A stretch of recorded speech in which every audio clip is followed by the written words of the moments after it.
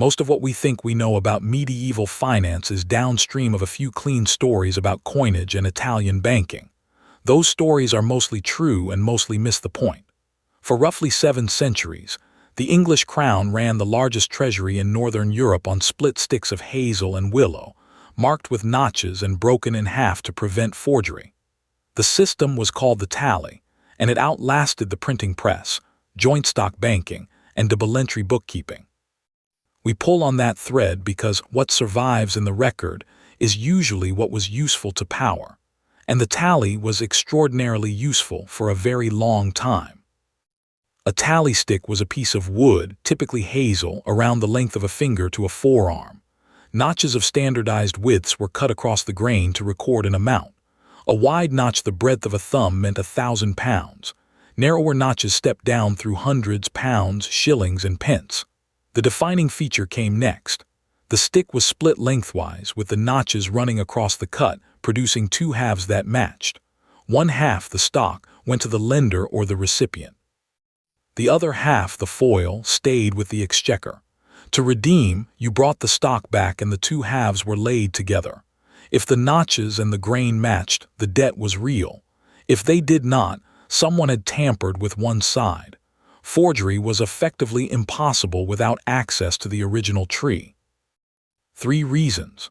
First, illiteracy was widespread among the people the crown actually transacted with. A sheriff in a remote county did not need to read Latin to verify a notched stick.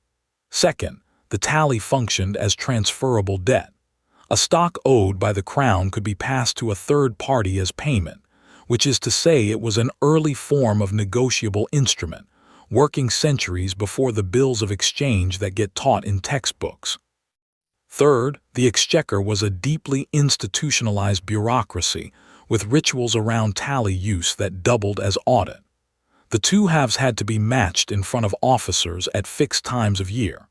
That makes the tally less of a medieval curiosity and more of a working accounting protocol that did not break. The tally system was formally abolished in 1826, but by then it was already vestigial. Centuries of accumulated tallies sat in the Palace of Westminster.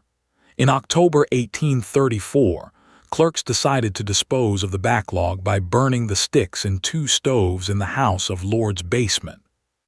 The fires escaped the stoves and burned down most of the old Palace of Westminster, which is why the Houses of Parliament you see today are a Victorian rebuild by Charles Barry and Augustus Pugin.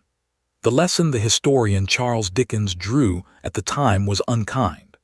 A system that worked for 700 years was destroyed because the people in charge could not imagine doing without it, and then could not imagine that destroying it would matter. The architectural record of medieval English government burned with the sticks. What survives is often what was useful to power, not what was true. The tally was useful for a very long time, then it stopped being useful, and a careless fire took the evidence with it. If a piece of this story changed your mind or did not, that is the point. I am Marcus. Until next time.